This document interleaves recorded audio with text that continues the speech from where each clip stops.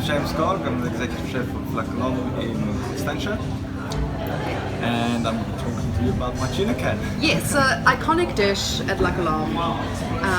It has a very striking appearance. Tell us a little bit about its history of how the dish came about. The dish came about 4.5 years ago. We just came back from like an inspirational trip to Spain. Also the time we completely rebuilt La Colombe and moved it from Constantia. The original idea was to do a tin of sardines. We'd eaten so many sardines and anchovies and stuff in Spain that we thought, this is what we need to do. And we were on the hunt for one of those little square rectangular tins with a key that you could wind up, but you can't get those in a sealable sort of form. Or we couldn't find them at that point. So we found the tuna can, and the first one was just a printed version on a piece of A4 paper that we wrapped around and stuck with press stick at the back to sort of mark it up. The idea was to have a sheet of tuna in the bottom and all the garnishes on top, and it sort of evolved, and we ended up doing a tiny little mini tataki with a very special broth inside, and that is essentially what the tuna La Colombe is about now. It's quite a playful concept. Yeah, look, I mean, it's also made quite an impact. Yes. Visually, it's very striking.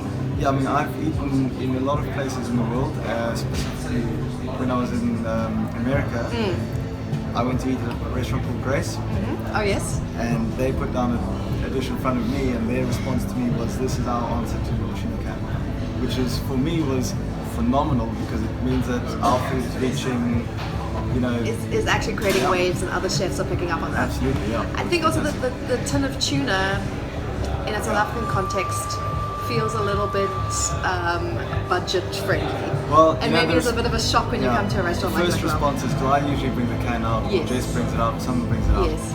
We put it down, and they all go, oh, what? We're having a tin of tuna, and then they open the lid, and then they realise what it actually is about. And the dish is revealed. It is about being playful, which I think we try and do in a lot of different sort of aspects and presentations. It is, yeah. It's the element of surprise and discovery.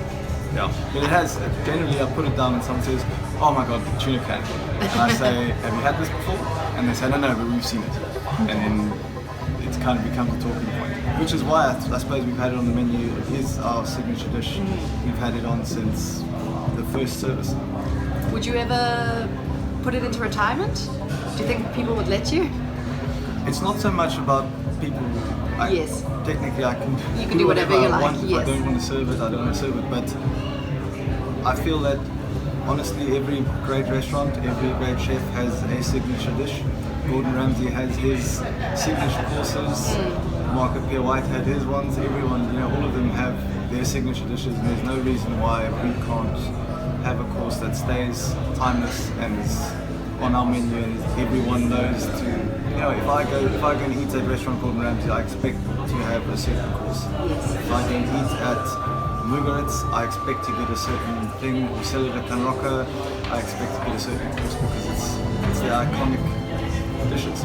Yes, and I suppose it's also elevated to a point now where there's that heritage, and it almost has like a generational feel. So you're teaching new chefs about how to prepare.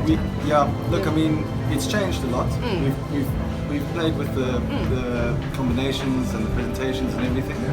I think we generally have always come back to the simplicity of serving it in the can, not with any garnish around it, and people love it. Super. Well, good.